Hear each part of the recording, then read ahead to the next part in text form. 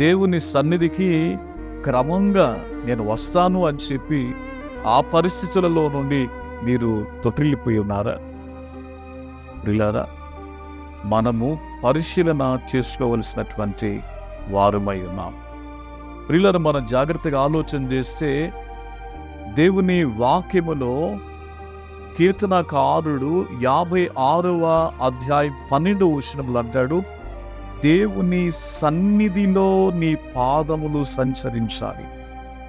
లోకములో కాదు ప్రియులారా, అటు ఇటు పరిగెత్తుకుని వెళ్ళటం కాదు, లోక ఆనంద లోక సంతోష భోగాలలో మునిగి తేలడం కాదు ప్రియులారా.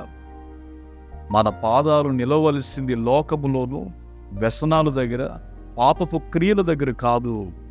మన పాదములు నిలిచి ఉండాల్సింది దేవుని యొక్క సన్నిధానములో.